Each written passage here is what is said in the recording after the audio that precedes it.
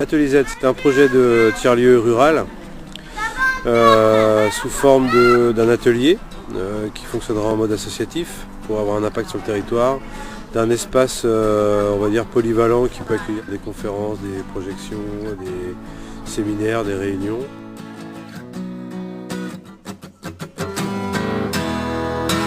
Summer Camp, c'est de réunir au même endroit, donc Atelier Z ici, là, des gens de différents réseaux. Ils viennent de Lyon, de Paris, de Marseille, de Concarneau, de Brest, et de les réunir au même endroit pour qu'ils puissent échanger, partager les techniques des Fab Labs, des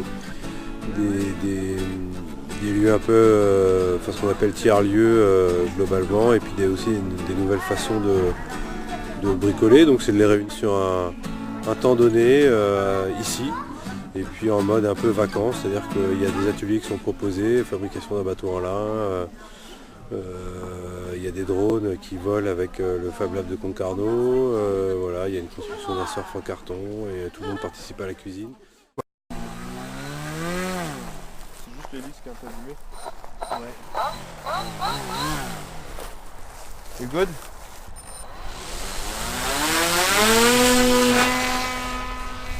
Parfait. Monte. La bulotterie, c'est un réseau social low-tech, donc ça marche sans électricité. Et c'est un jeu en fait assez simple où les gens peuvent s'inscrire dedans. Ils ont un chiffre et puis ensuite ils peuvent se mettre dans des bulles. C'est des activités savoir-faire qu'ils ont envie de partager avec d'autres gens du lieu. Typiquement ici tu as cartographie, cuisine low-tech, documentée, conciergerie, accueil, yoga. Et une fois que ces groupes sont à la vue de tous, et ben, ça permet d'organiser des activités et des rencontres autour de tout ça. Là c'est une machine à laver à pédale, c'est-à-dire qu'on pédale pour laver ses vêtements.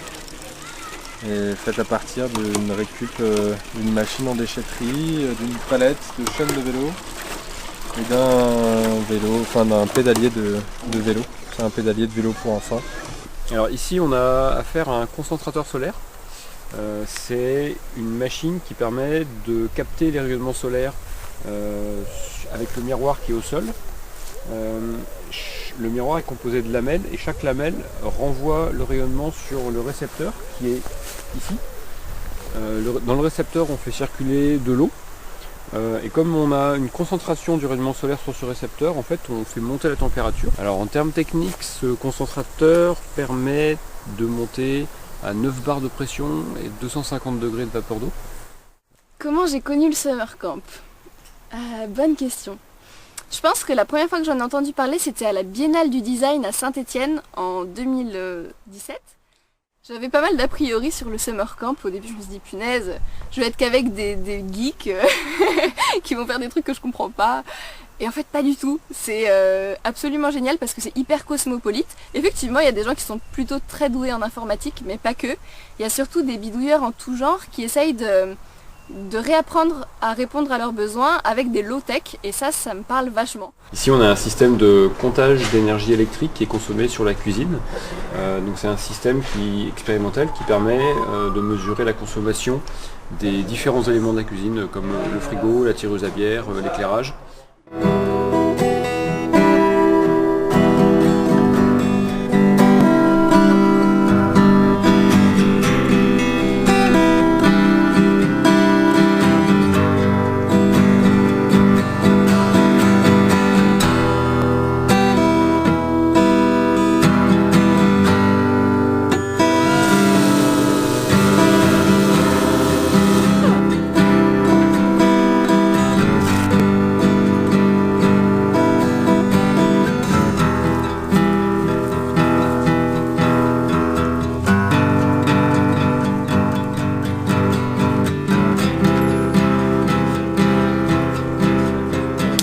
L'énergie, je suis intéressé, moi.